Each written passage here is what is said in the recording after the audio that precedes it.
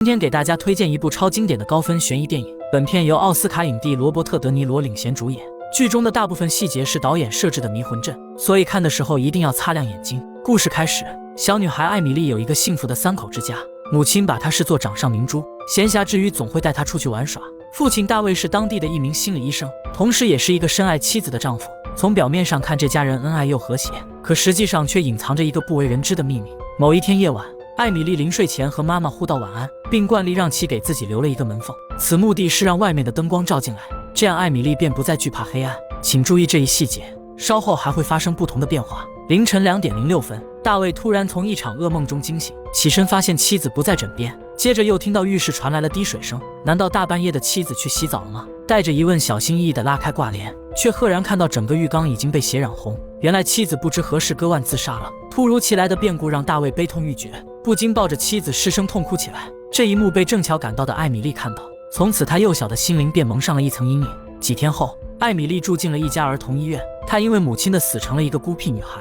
身为心理医生的大卫显得十分无奈，同事凯瑟琳则劝慰她不要太过担心。艾米丽属于典型的创伤性应激障碍，只要时间久了就会慢慢好起来的。大卫说他想带着女儿搬到乡下住些日子，或许新环境会让病情恢复得更快。次日清晨，大卫果真带着女儿离开了城市，他已然决定要为艾米丽做些有意义的事。在经过了大约1小时的路程，父女俩来到了纽约北面的一个小镇，这里静悄悄的，没有多少人住，全镇上下也不过只有2000口人。此时房东和当地的警长已经等候多时，他们要了解租户的一些基本情况。警长看起来非常友善，甚至还主动和艾米丽打了招呼。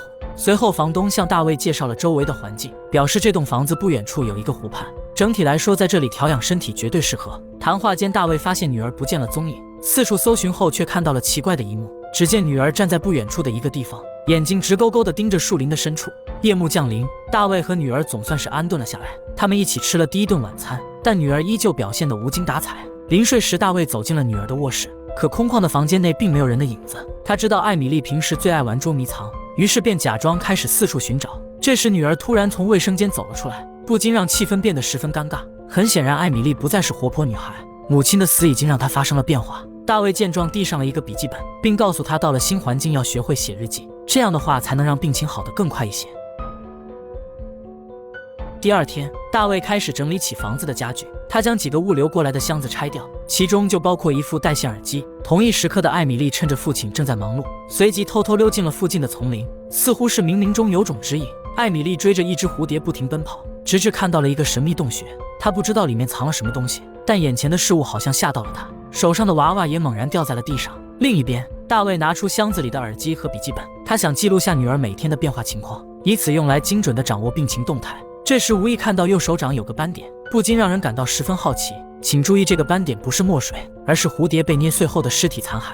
在独自折腾了一段时间后，大卫这才发现女儿并不在房间。就当他准备出门寻找时，艾米丽却从外面回来了。她的表情看起来没什么异样，不过裤子和鞋子好像已经湿了。来不及想太多，门口又来了一名满脸堆笑的金发女人。她说自己是隔壁的邻居，所以为表友善送来了一些小零食。看到大卫正要准备出门，女人当即识趣的匆忙离开了。几小时后，大卫带着女儿到小镇办理一些业务，途中偶然看见了一个女人带着一个女孩，想到为自己的女儿找个玩伴，大卫主动上前打了招呼，并自我介绍说是新搬来的住户。女人名叫伊丽莎白，她说自己是所带女孩的姑姑，最近没事在兼顾照看而已。在了解了对方的具体情况后，大卫邀请她有空了可以到家里做客。当天晚上，大卫照例来哄女儿睡觉，但他却发现女儿最爱的娃娃不见了，猜测有可能将其丢在了客厅。可女儿却说自己以后不再需要娃娃，因为她结识了一个叫查理的新朋友。听闻此话的大卫不禁后怕，第一感觉是女儿的病情又加重了。随后给同事凯瑟琳打去电话，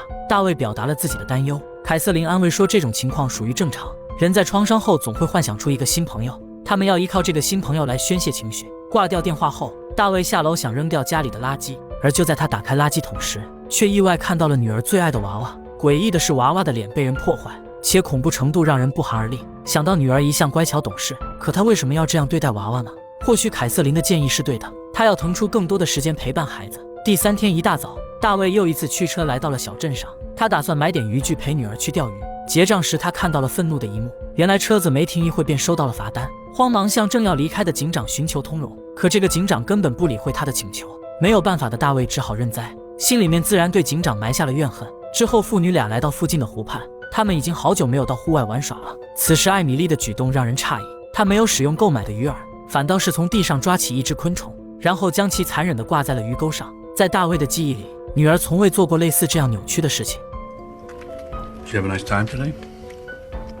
It's okay. What if Charlie was there? Would he have made it better? He's a lot of fun. Fun like how? Fun like mommy.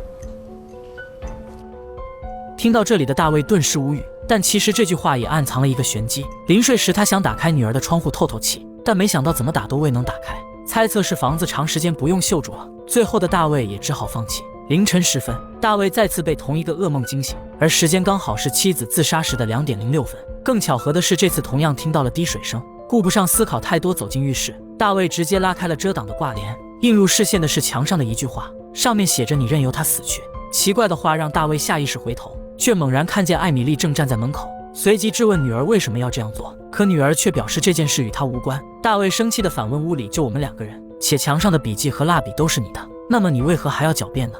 艾米丽平静地回答说：“都是查理做的。”此话一出，让大卫气到语塞。一切的原因还是女儿病得太重。转眼时间来到第4天，大卫邀请伊丽莎白到家中做客，他想给女儿找个同龄女孩当玩伴，至少这样会多些话题和交流。而就当2个大人在楼下聊天时，楼上的2个女孩却发生了不愉快的事。伊丽莎白的侄女非常开朗，她主动把自己的娃娃拿出来一起分享，可艾米丽却把她的娃娃给扭断了。如此怪异让女孩愣在了原地，立刻猜到对方的脑子可能有问题，没有丝毫犹豫，她赶紧来到楼下嚷嚷着要马上离开。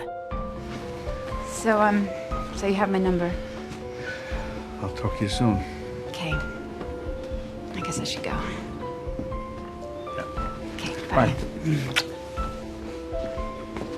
当天下午，大卫在厨房收拾餐具时，抬头看见女儿正在外面玩耍，只是一眨眼的功夫，女儿旁边又多出了一个陌生男子。大卫见状连忙跑出来呼喊女儿，他很担心陌生男人可能是个变态。通过交谈，原来男子是住在隔壁的邻居，而他正是之前金发女人的丈夫。男人表示看到艾米丽长得十分可爱，所以才忍不住过来和她聊一聊。这些话在大卫听来无比刺耳，他赶紧把女儿叫回了身边。进到屋内，大卫一顿训斥，他警告女儿不要和陌生人来往，毕竟他们在这里只是外人。傍晚时分，艾米丽的房间突然传来了阵阵笑声，引得大卫慌忙上楼查看。然而此刻只有女儿坐在床上发呆。大卫询问她刚才是谁来过这里，女儿回答说是查理在和她聊天，不过这会儿他已经从窗户离开了。看着之前根本打不开的窗户，大卫的心中闪过一丝寒意，自己费了很大功夫都没打开，显然打开窗户的人是一个精壮男人。意识到女儿口中的查理可能是真的，大卫不由得紧张起来。为了搞清楚到底谁是查理，大卫稳住情绪，想让女儿引荐一下，表示他有一些话想和查理谈谈。女儿听后直接拒绝了父亲，理由是查理说过不喜欢大卫。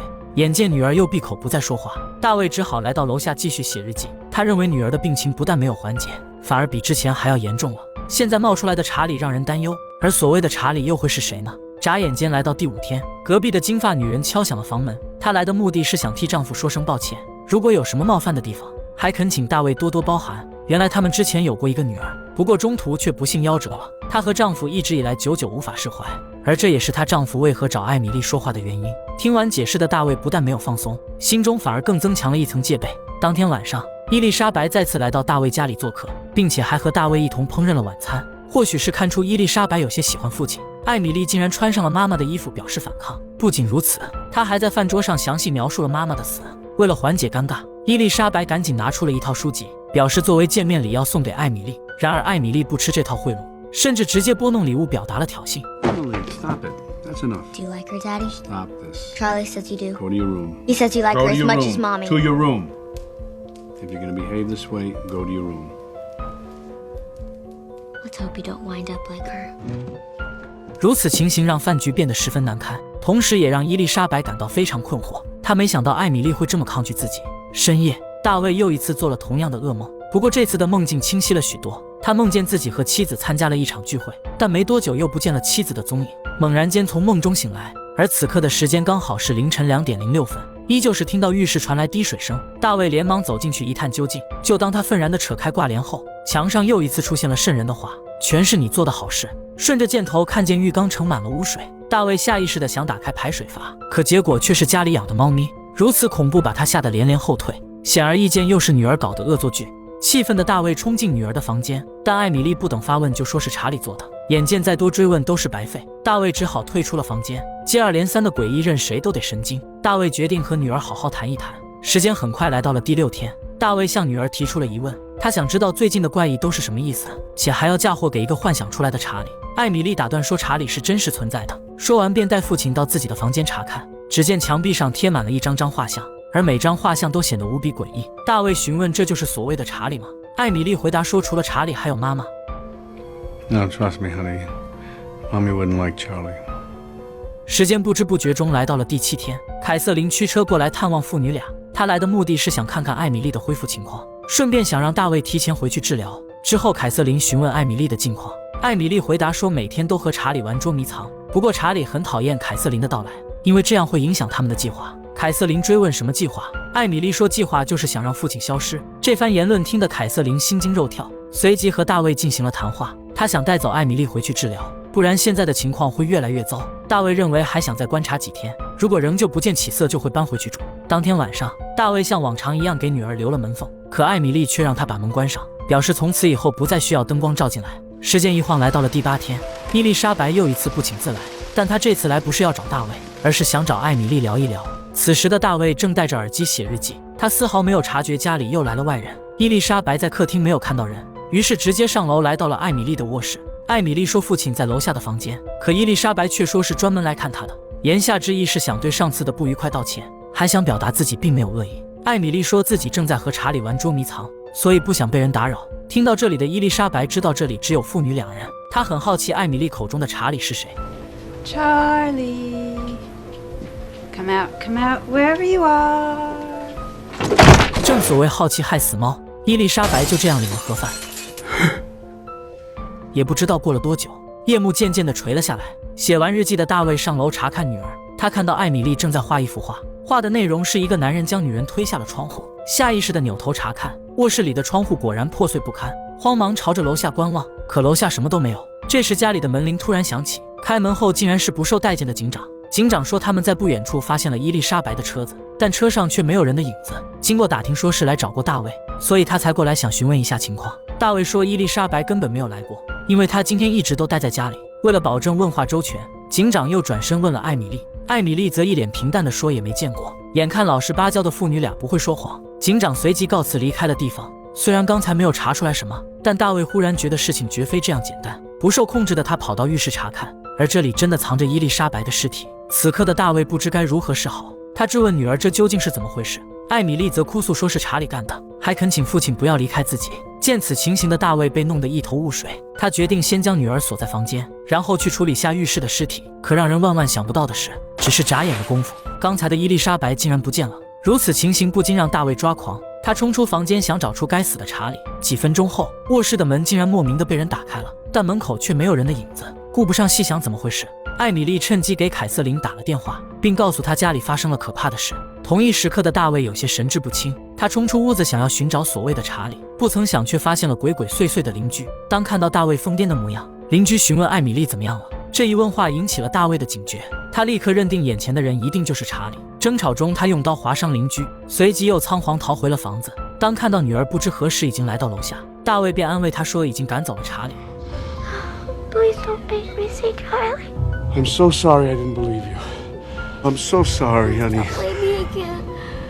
这时储物室的门突然被风吹开，大卫不禁有了一种不好的预感。他神不知鬼不觉地走进房间，发现这里放置的全是搬家过来的东西。这些东西在几天前全被拆过，谁又把它们全都封起来了呢？随即拆开一个密封好的箱子，里面竟然是全新的带线耳机，以及还未拆包装的日记本。记忆中自己明明早就拆过，且还用日记本做过记录，那么他们为何都没使用过呢？顷刻之间，大卫立刻明白了怎么回事。原来在和妻子的一次聚会上，他发现了一个极其隐晦的秘密，自己深爱的妻子居然在和别人偷偷缠绵。如此不堪让大卫精神崩塌，于是在后来的某天夜里，他用枕头直接闷死了妻子，接着又将其放进浴缸，并成功伪造了自杀的假象。包括之后家里的猫咪以及出现的伊丽莎白，全部都是大卫一个人犯下的案子。也就是说，所谓的查理就是大卫，大卫就是查理。自从得知妻子出轨以后，大卫便分裂出了第二人格查理。另外，女儿早就发现了父亲的秘密，只不过他根本不敢将真相告知，因为查理一直都在威胁艾米丽。在明白了事情的来龙去脉后，查理的人格彻底占据了大卫，然后转身对着艾米丽说了一句话 It's okay. Daddy's gone now. 片刻之后，跑了一圈的警长再次返回这里。原来隔壁的邻居选择了报警，他们认为大卫可能出现了精神问题，所以有必要让警察过来检查一下。进门后请注意这个电话线，已经断过的电话线怎么能打出去呢？也就是说，艾米丽可能没有打通电话。呆呆的警长呼喊了几声不见人影，随即直接上楼来到了艾米丽的卧室。此刻的女孩正蜷缩在床边画画，嘴里还喃喃自语说着什么。Everything all right? What you drawing there? You die.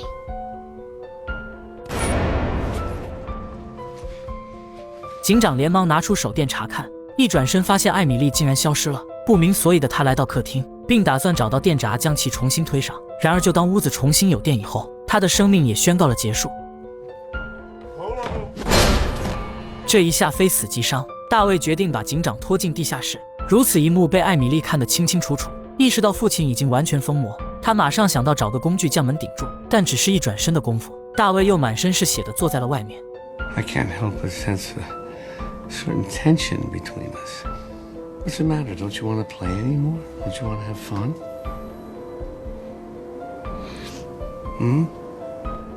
You want your daddy back? Is that it? You like him more than me, don't you? Oh, liar. Liar.